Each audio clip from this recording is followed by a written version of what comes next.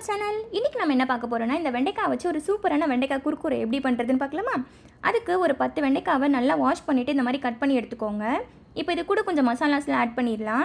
1 tablespoon cornflour, 1 tablespoon rice flour, 1 tablespoon besan flour, 1 teaspoon cumin powder, 1 teaspoon pepper powder, 1 teaspoon garam masala powder, 1 teaspoon coriander powder, 1 teaspoon red chilli powder, 1 teaspoon salt, 1/8 teaspoon turmeric powder.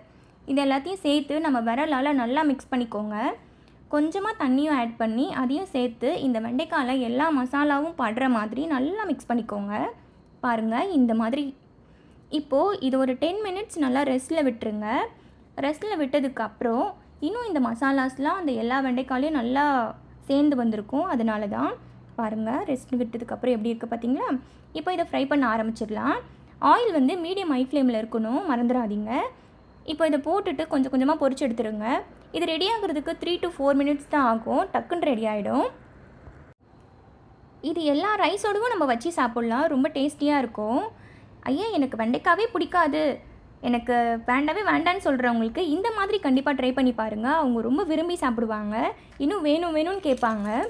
இது எவ்வளோ நேரம் ஆனாலும் ரொம்ப கிறிஸ்பியாகவே இருக்கும். கண்டிப்பாக இது எல்லோரும் try பண்ணி பார்த்துட்டு எப்படி வந்துச்சுன்னு சொல்லுங்கள். இந்த வீடியோ பிடிச்சிருந்தா லைக் பண்ணுங்கள், கமெண்ட் பண்ணுங்கள், ஷேர் பண்ணுங்கள், மறக்காமல் சப்ஸ்கிரைப் பண்ணுங்கள். தேங்க்யூ ஃபார் வாட்சிங்.